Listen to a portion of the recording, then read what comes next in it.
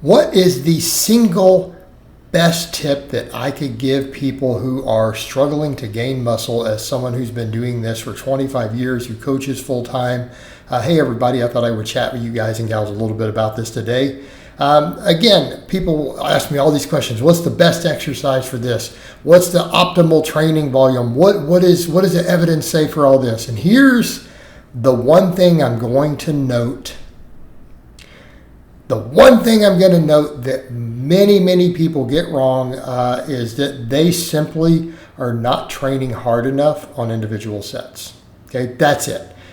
In other words, hard enough means how close to muscular failure are they getting? With good form, meaning when I talk about muscular failure, I do not mean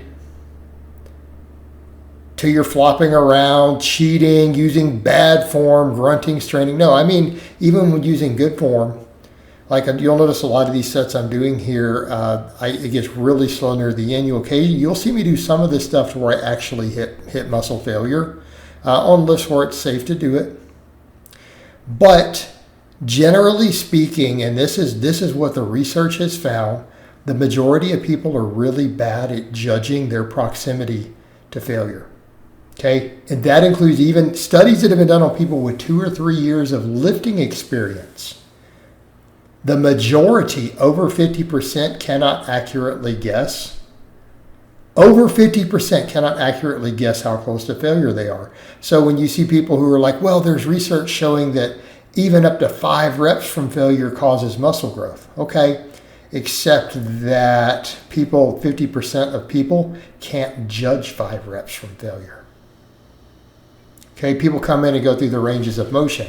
And what I'm suggesting is that if most people simply got much closer to muscle failure, and again, what does that mean? If you're doing a curl, failure means you go until when you go to do a rep, it just sticks at the bottom, right? Not where you cheat or anything else. The weight just simply stops moving. When you go to do a pull-up or a lat pull-down, you do reps until you go to do a rep and the weight doesn't move. That's it. You're going to get very fatigued right before that. Obviously, the weight's usually going to slow.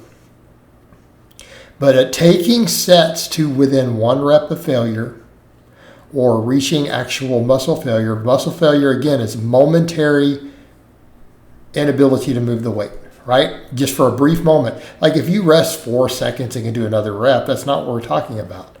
Meaning without taking breaks like that, when you reach a point to where you cannot do another rep with good form and the weight simply stops moving, or you're not going to be able to do one more, that would be 1 rep from failure or 0 from failure. Okay?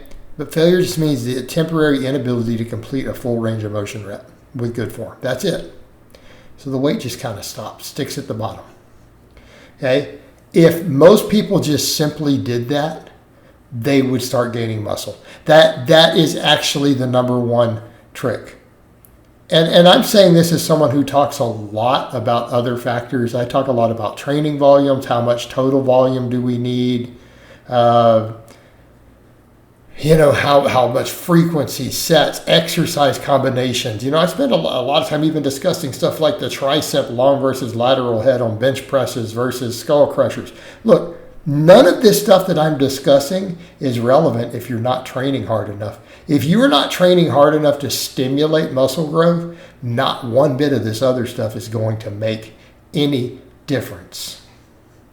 And I would say particularly beginners, if you have not been training really close to failure and you've been going to the gym for months and you're not seeing any real progress, that's why. And I would suggest that if someone started doing that, they don't have to do the perfect exercises. They don't need the perfect range of motion. Now, that's the other thing I'm going to say. Combine that one tip with going to the stretched positions on exercises. Actually touching your chest on a bench press. Going to the bottom of a curl, don't just do the very top half of the movement. Okay? Getting those stretches at the lengthened positions of muscles. When lengthened means that's where the muscles are put into a stretch. the bottom of a bench press, the very top of a lat pull down, right? Bottom of a curl, bottom of a squat or a leg press or a lunge. Okay? People start going into those deeper stretch positions with taking sets to failure or very, very, very close to failure. Most people who have not been making gains will start gaining muscle. Okay? Especially those two combined together. And I don't care how much they train at that point. I don't care if they're coming in and only working out once or twice a week for 30 minutes. I don't care if they're doing all cables or machines and not even doing free weights. At that point, if a person is still a novice and they simply start doing that, and then and people say, what about progressive overload? Well, that's going to happen by default. In other words, if you start failing at rep 10 and then you start gaining muscle, you're going to start failing at rep 12, 13, 14, 15. Like, it's going to happen anyways. And eventually, when you get tired of doing so many reps, you're going to have to add weight. To keep getting close to failure, you're going to have to put weight on the machine or the bar anyways. Do you see where we're going? Or you're just going to have to keep adding reps.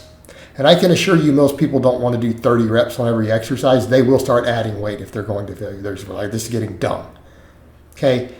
It's a self-correcting mechanism unless they intentionally choose to ignore it. So it's kind of like someone would say, well, your advice there isn't going to work if they don't ever add weight.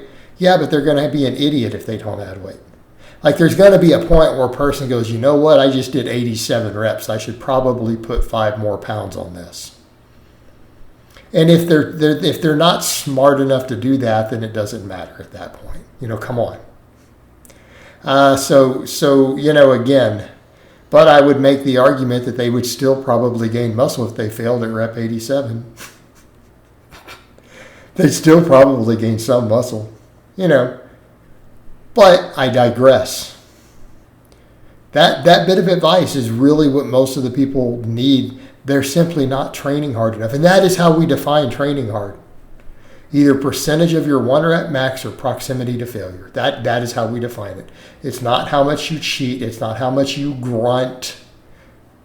None of that is actually how we define it. Those other factors, that's how we know training hard. And I don't care if they're doing 1 set, 5 sets, 10 sets. I don't care if they're training once a week, 4 times a week. They're probably going to start gaining muscle at that point.